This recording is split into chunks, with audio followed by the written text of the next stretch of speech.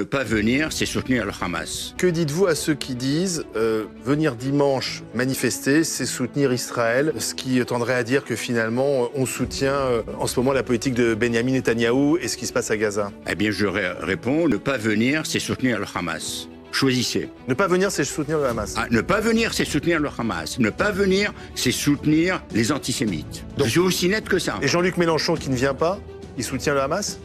Oh, mais ça, c'est clair, depuis le début. Vous avez des doutes là-dessus?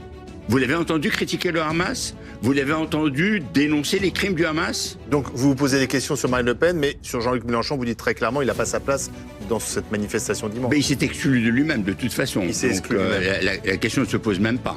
Moi, et collectivement, effectivement, il est hors de question de marcher aux côtés de gens qui ont fondé qui sont dans une organisation qui a été fondée par des anciens nazis et dont le président actuel a déclaré dimanche dernier, c'est pas si ancien que ça, que Jean-Marie Le Pen n'était pas antisémite alors qu'il a été condamné 5 fois. Je ne marcherai pas à côté de gens comme M. Meyer Habib, qui a déclaré récemment que la haine du juif était l'aphrodisiaque, je le cite, des masses arabes. Je ne marcherai pas avec un ministre de l'Intérieur, Gérald Darmanin, qui a instrumentalisé la question de la lutte contre l'antisémitisme pour faire croire que, vous savez, les étoiles de David qui étaient taguées en bleu, insidieusement, perfidieusement, était l'œuvre des Français musulmans. Voilà, je ne le ferai pas. On est d'accord que Madame, la quatrième personnage de l'État qui lance cet appel-là, Madame Yael Braun-Pivet, qui dans son texte d'appel ne parle pas que de la lutte contre l'antisémitisme en France. Vous l'avez lu, le texte Oui, d'appel. bien sûr. Elle parle aussi de la libération des otages. Oui, mais il parle de Gaza, etc. Pas un Mais mot les pour- mots d'ailleurs, ont dans un ce texte. sens, David Oui, Guiraud. justement. Ils ont tellement de sens que dans ce texte-là, il n'y a pas un mot pour les Palestiniens. Comme s'ils n'existaient pas. Moi, je refuse ça aussi.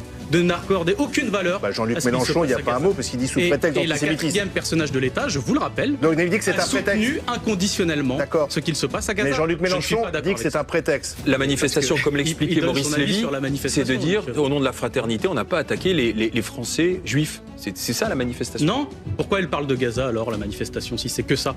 Pourquoi elle parle de Gaza? Donc c'est une manif de soutien aussi au gouvernement C'est israélien. une manifestation qui vise à normaliser le soutien inconditionnel au nettoyage ethnique qui se passe à Gaza.